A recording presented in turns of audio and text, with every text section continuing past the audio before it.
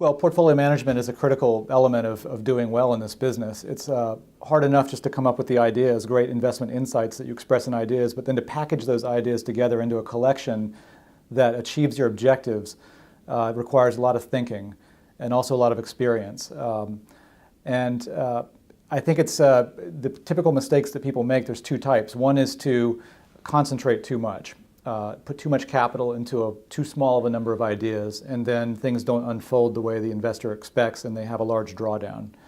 The other type of mistake that you can make in portfolio construction is over-diversifying, which is holding too many ideas, which often means that your results can be more mediocre in nature, that your very best insights, when you're correct, don't move the needle enough in terms of your performance. Or the worst part of it, that you have so many ideas that you can't follow them adequately and that you have spread your knowledge too thinly across too many ideas, making your understanding of your investments too superficial.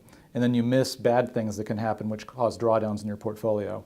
So those are the two extremes that you want to avoid. The key trick in it, and there's no definitive right answer as far as I can tell in decades of studying this topic, is how many ideas should you hold in a portfolio? There's theoretical work that's been done on this. I think the most interesting that I've ever seen is something called the Kelly formula, which comes from some work that was done at Bell Labs by a guy named Kelly back in the 1950s. It comes out of information theory, which seeks to calculate the optimal number of ideas or bets that one should make. If you're a gambler in Las Vegas, how much do you bet? If you're an investor in a portfolio, how much do you bet? And this Kelly formula is very interesting, and every time I tinker around with it and start putting inputs into it, I always come to the result that I need to hold fewer positions. I need to concentrate my capital more behind my best ideas. So I think it's a very personal thing, because some people by nature are risk averse and want to spread their bets around and feel comfortable that way. They sleep best at night in a spread formation in their portfolio.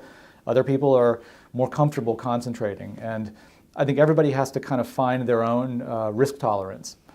It's a very personal thing. I don't think that there's one Kelly formula that everyone can go out and calculate, I should hold 8 positions or I should hold 42 positions. You need to assess your own level of priority in capital preservation and growth in capital.